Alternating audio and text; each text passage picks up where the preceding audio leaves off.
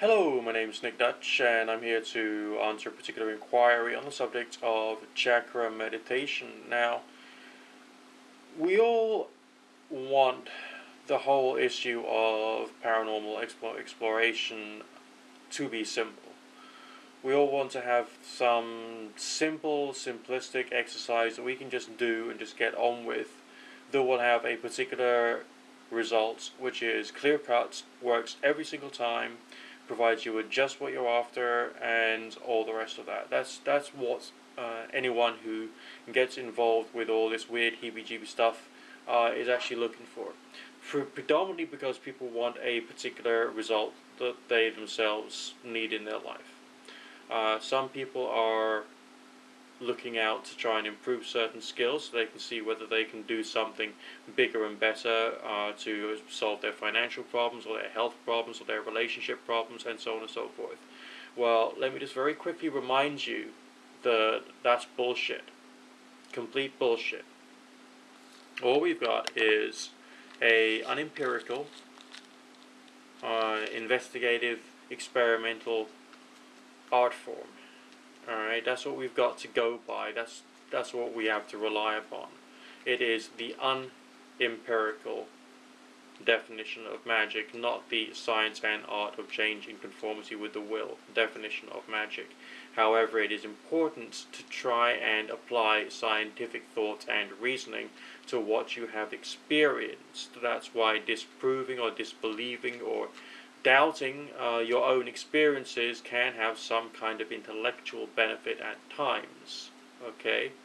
Now, the question that was asked to me was, how long should you meditate on each chakra?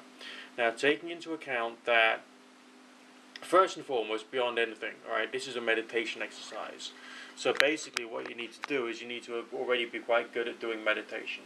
Namely, controlling your mind through mantra, through breath control.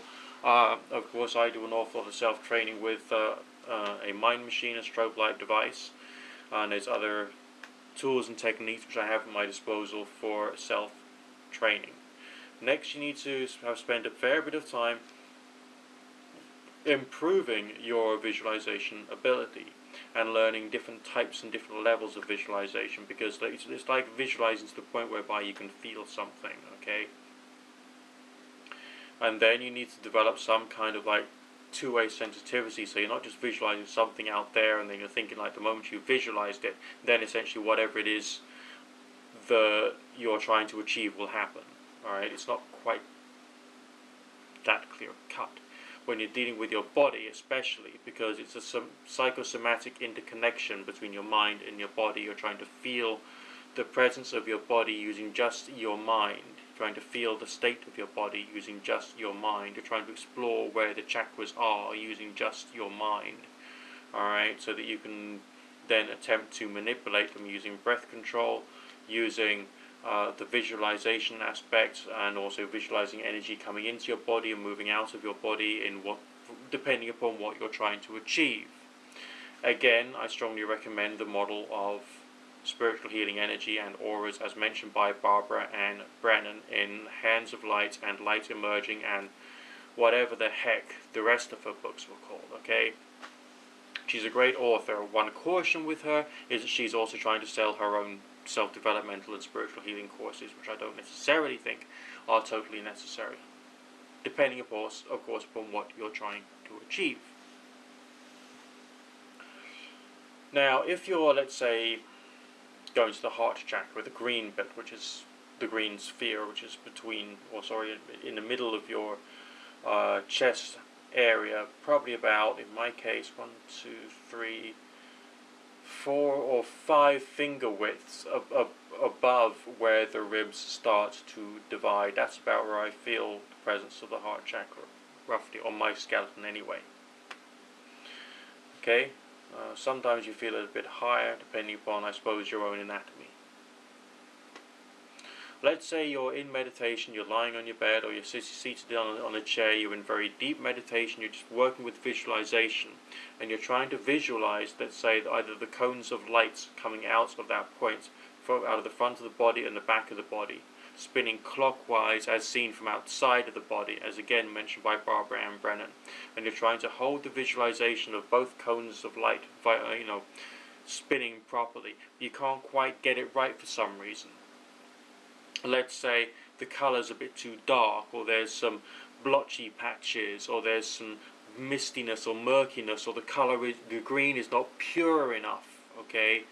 Then you've got to carry on practicing and trying to improve the quality of the color green.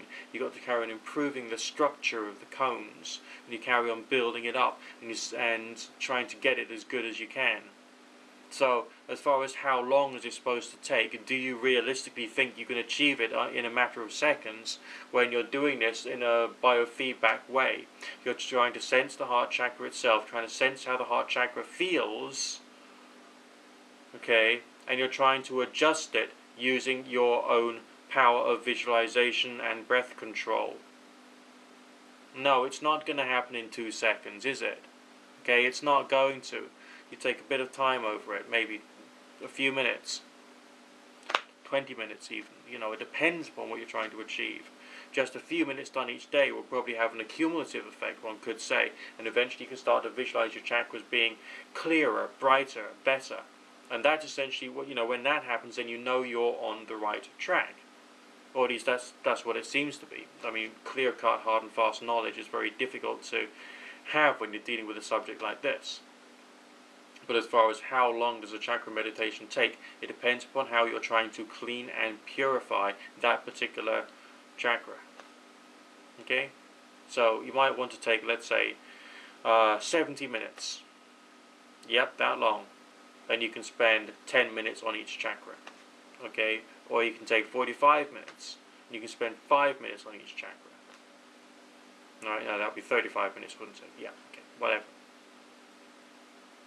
Alright, with possibly a bit of a warm-up meditation beforehand, a bit of a warm-up meditation afterwards, just to get yourself into the state of mind, then get yourself out of it. Maybe you can do it like a pathworking exercise, and you visualize yourself going down a little path through a door. You go through the door into a misty room, and then the mist all clears, and then you're in this, like, I don't know, seated on a throne, you know, and then you can do your meditations and sort out your chakras, and then you come back to your body via the misty chamber, then going back through the door, then back along the path, and then back into your physical body, whatever it takes. That kind of thing is a very common exercise because it's useful. Alright, it works on the same kinds of levels as like a hypnosis type exercise.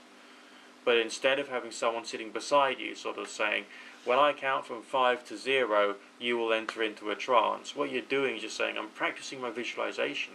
Okay, and when I'm seated on the throne inside this visualized chamber or castle or cave or whatever it is, that's when I'm going to be doing it. Alright, doing the actual meditation on the chakra energies, and then coming all the way back, and as I visualize myself coming back into the misty chamber, then back through the door, back along the path, and back into my body, I will be slowly bringing myself back to reality, back to, you know, normal physical waking consciousness states. So it's done in a different way, which fits the culture and the mindset associated with, you know, weird New Age religious fucked up ideas. Because that's, you know, you're using irrationality in a rational way. You're realizing you're an irrational human being, and you're trying to generate a particular experience that resonates well with you, if that makes any sense. Anyway, I don't know whether I've muddied the waters, made things even more complex for you, or managed to clarify things, but either way, it is unempirical. Alright? And see how it goes. That's all.